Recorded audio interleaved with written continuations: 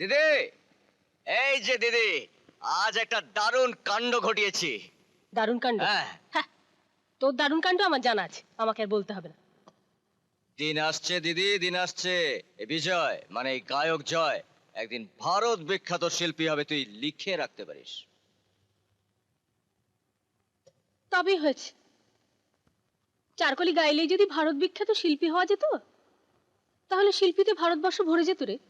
বুঝলি না, তোরা কেউ আমাকে বুঝলি না, সারা জীবন আন্ডার এস্টিমেট করে গেলি। এমন একটা দিন আসবে না যেদিন দেখবি এই বাড়ির সামনে গাড়ির লাইন পড়ে যাবে। শোন, রাত বিরাতে তোর সব গাঁজাখুরি গপ্প শুনতে আমার মোটেই ভাল লাগছে না। খাবার দিচ্ছি, খাবি চ। গাঁজাখড়ি গাঁজাখড়ি দেখাচ্ছি আমি তোকে, গাঁজাখড়ি। মা, মা, মা, এদিকে এসো, তোমার ছেলের গাঁজাখুরি গপ্প শুনে যাও। দেখাচ্ছি আমি তোকে। আচ্ছা, তোরা ভাই বোনে মিলে রাত দুপুরে কি আরম্ভ করেছিস বলতো? শোনো শোনো মা, তোমার গুণধর ছেলের স্বপ্নটা শোনো। আমাদের বাড়ির সামনে নাকি গাড়ির লাইন পড়ে যাবে। পড়বেই তো, দেখবি একদিন এই বাড়ির সামনে না গাড়ির লাইন পড়ে যাবে। হ্যাঁ। তার প্রমাণ হচ্ছে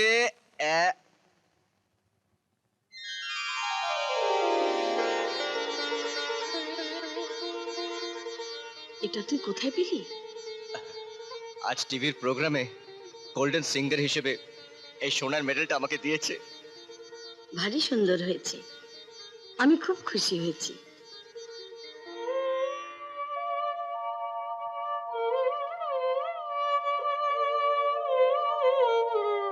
আর যদি তোদের বাবা বেঁচে থাকতেন, তিনিও খুব খুশি হতেন। দুঃখ করো না মা, ওপর থেকে বাবা তো আমাদের আশীর্বাদ করছেন। কিন্তু মা, আমার একটা দুঃখ রয়ে গেল। কি? আজ টিভির প্রোগ্রামে তোমরা আমাকে দেখতে পেলে না। আরে তোর গান কি শেষ হয়ে যাচ্ছে? যখন তুই অনেক বড় গায়ক হবি, তখন তো টিভি এসেই যাবে। টিভির সামনে বসে বসে আমি তোর গান শুনবো। ঠিক। হ্যাঁ, ঠিক।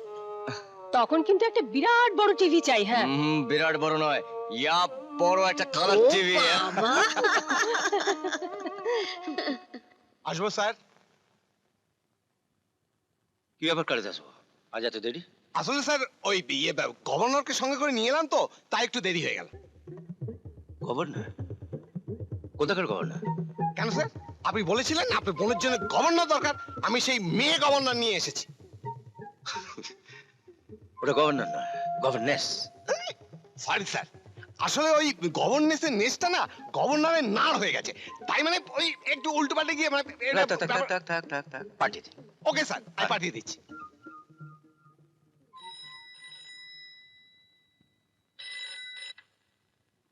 হ্যালো, কে চ্যাটার্জি?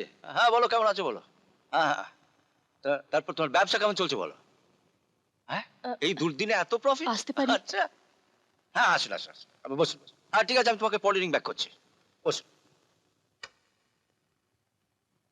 বসুন।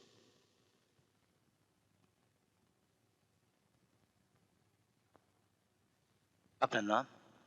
রুমা রায়। যে কাজের জন্য আপনি এখানে এসেছেন, সেই কাজের কোনো অভিজ্ঞতা আছে? আগে না, তবে এই চাকরিটা হলে এটাই হবে আমার জীবনের প্রথম চাকরি। ও, তাহলে তো একটু অসুবিধা আছে। আসলে আমি আমার বোনের জন্য একজন এক্সপিরিয়েন্স গভর্নেন্স খুঁজছিলাম। আপনি আমার উপর ভরসা রাখতে পারেন। আসলে চাকরিটা আমার খুব দরকার। বাবা মারা যাবার পর মা সেলাই করে সংসার চালান, ভাই কলেজে পড়াশোনা করছে। এই চাকরিটা পেলে আমি মাকে পরিশ্রমটা কম করতে একটু সাহায্য করতে পারবো। ও আই সি।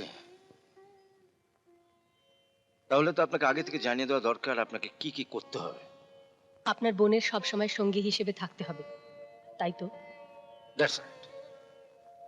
আসলে কি জানেন, সংসারে আমার আপন বলতে একটি বোন, ভেরি ডিস্টার্বিং। তবে মনটা খুব ভালো। পারবেন ওকে নিজের বোনের মতন করে আগলে রাখতে? পারবই এমন কথা বলতে পারছি না, তবে আমি চেষ্টা করব। ঠিক আছে, কাল থেকে তাহলে আপনি আপনার কাজ শুরু করে দিন। কাল থেকে আপনি আমার বোনের হবেন সবসময় সঙ্গী।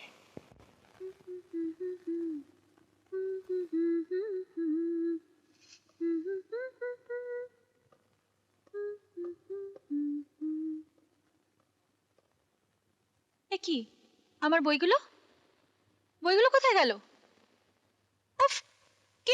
আমার বইগুলো? আমি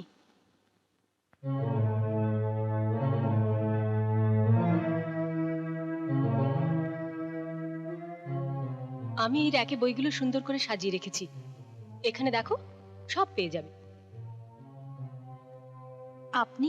আমি রুমা। তোমাকে দেখাশোনা করার জন্য আমাকে গভর্নেন্স হিসেবে রাখা হয়েছে। গভর্নেন্স? আমাকে দেখাশোনা করার জন্য গভর্নেন্স রাখা হয়েছে? কে রেখেছে আপনাকে? বিকাশ বাবু। দাদা আমার জন্য গভর্নেন্স রেখেছে?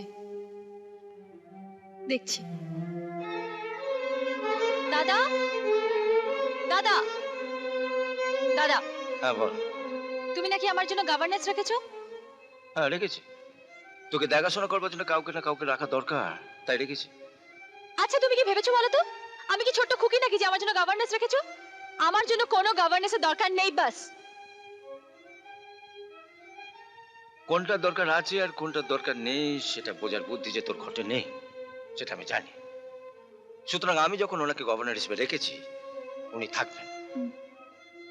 ঠিক আছে, তুমি যখন রেখেছো তখন উনি থাকবেন। তবে ওনাকে একটা কথা বলে দেবে, সবসময় এটা খাও, ওটা খাও, এটা পড়ো, সেটা পড়ো, এসব জন্য উনি না বলেন, ব্যাস।